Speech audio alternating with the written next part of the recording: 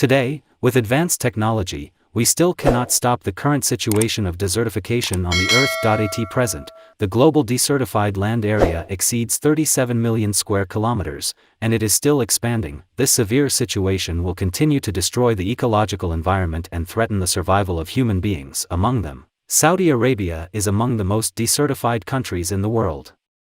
In 2020, experts predict that if the country has no goal of sand control, then Saudi Arabia will no longer be suitable for human habitation in the future.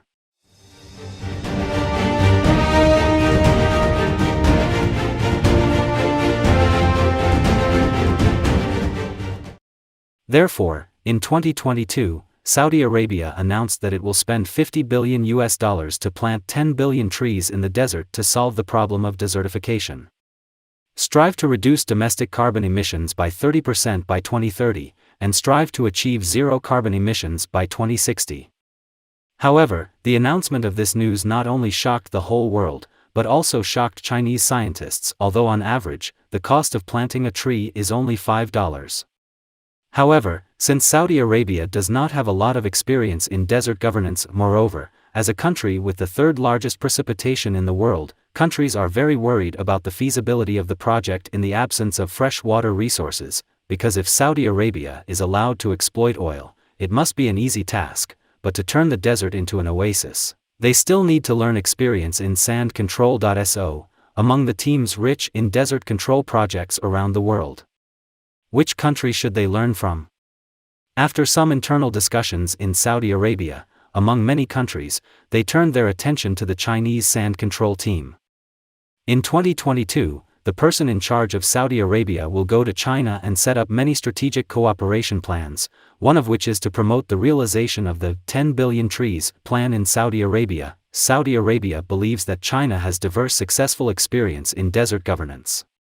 China not only greens the desert, but also develops photovoltaic power generation in the desert, and uses this advantage to develop agriculture in the desert, planting potatoes, rice, raising cattle and sheep in the desert, and even still farming fish in the desert. If these can be realized in the desert of Saudi Arabia, within 20 years, Saudi Arabia will restore 40 million hectares of degraded land, and the area covered by existing trees will increase by 12 times, which will bring a huge shock to the whole world. So why did Saudi Arabia suddenly set this target? In fact, Saudi Arabia has a total land area of 2.15 million square kilometers, but the desert area has reached 860,000 square kilometers. If desertification continues, the country will face a huge danger. Currently, only 0.5% of Saudi Arabia is covered by forests, which is characterized by low precipitation and high temperatures due to its location in the tropics. In addition, Saudi Arabia has been exploiting oil for a long time, which has made the climate and environment in Saudi Arabia worse. It has become increasingly severe, and even affected the development of the Saudis. Because under the influence of this climate, desertification, sandstorms and air pollution in Saudi Arabia have been exacerbated, affecting people's health and causing huge economic losses. For example, in 2009, Saudi Arabia was hit by a huge sandstorm. When the wind and sand were raging, the sand and dust floated in the air, causing road traffic to be almost paralyzed, and air flights were forced to stop flying. 4 million citizens were trapped, and the economic loss was $13 billion. Experts predict that if Saudi Arabia still regards oil extraction as its primary goal, it will directly ignore the control of desertification. Then, by the end of the 21st century, Saudi residents will no longer be able to live. Faced with such a situation, maybe the rich people can choose to emigrate or move to other places, but what about the poor residents? The government must think about their future. And that's why Saudi Arabia has decided to plant 10 billion trees within 20 years. If this goal can be achieved, then Saudi Arabia will also be able to break through the goal of economic diversification and greening. In 2022, Saudi Arabia organized a team to go to China and use the Kabuki Desert as a reference object to learn from its successful experience in sand control. The Kabuki Desert was once known as the Sea of Death, but now, with the efforts of the Chinese sand control team, photovoltaic sand control is used. The green area has increased from 16.2% in 2002 to 60% now. Therefore, the sand control model of this desert has also become a model project for desert control in the world. In the Kabuki Desert, the two-way carbon neutrality model of innovative tree planting and photovoltaic sand control has achieved remarkable results. However, there are also concerns that China's desert control experience may not be suitable for Saudi Arabia. After all, the climate and environment in Saudi Arabia is different from that in China.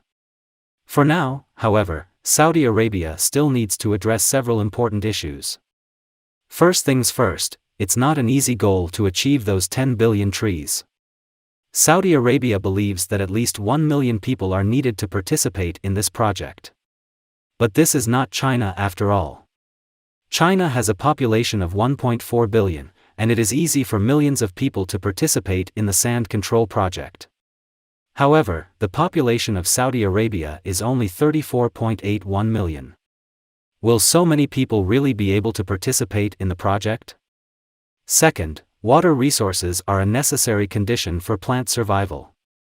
As a veritable oil kingdom, Saudi Arabia has very little precipitation, and fresh water resources are very scarce. The water resources for daily drinking are all dependent on seawater desalination. So, how to solve the water resources for tree planting? Third, the most important thing in desert governance is windbreak and sand fixation, so what kind of plants can survive in the desert? In China, the first thing they control sand is the Populus euphratica tree, which is resistant to cold, drought, salt and alkali, and wind and sand, and has strong vitality.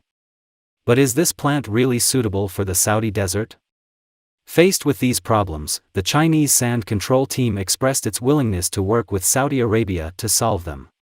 If manpower is insufficient, robots will be used to plant trees. At the same time, photovoltaic sand control will also be used.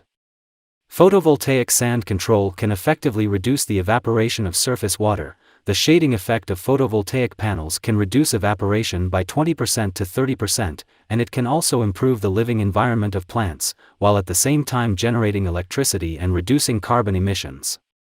Realize the 4 goals of sand control: ecology, photovoltaics, and agriculture. If Saudi Arabia can achieve this goal, then it will strive to reduce domestic carbon emissions by 30% by 2030, and achieve zero carbon emissions by 2060. By then, do you think Saudi Arabia can achieve this goal? If you like this video, don't forget to subscribe and comment. Thank you for watching.